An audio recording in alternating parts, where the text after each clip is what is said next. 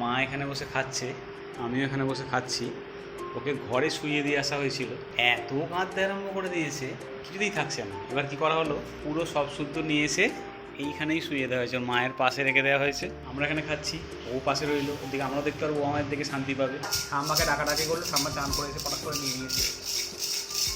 পিছন দিকে ঘুরি, ওপরে দেখা যাচ্ছে এখন বিকাল 4টে বেজে গেছে।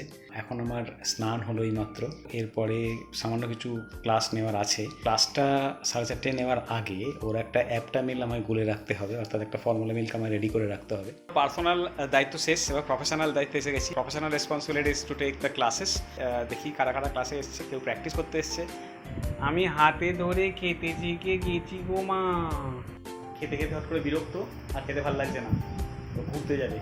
तुमसे प्यार हमें है कितना जाने जाना, দেখেছি মাধবী রাতে তোমায় দেখেছি।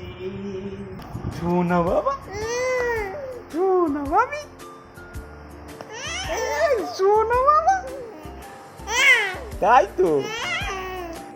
খাওয়া দাওয়া করে ঘুমিয়ে পড়েছে। আজকে আমি জাগতে পারবো না, বুঝতেই পারছো, দুদিন পর পর জাগা গেছে। আজকে আর জাগতে পারবো না, আজকে আমি ঘুমাবো, ওর মা আজকে সামলাবে।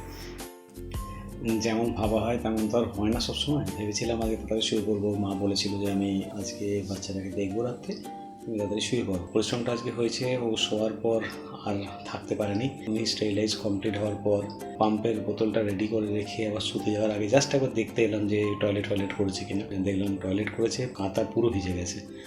ডাইপার চেঞ্জ করে দিলাম।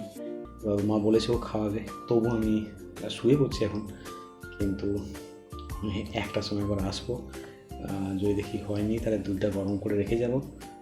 তারও আধ ঘন্টা পর যদি দেখি না খাওয়ায়নি, ওঠেনি ঘুম থেকে, তাহলে আমি খাইয়ে দিয়ে যাবো।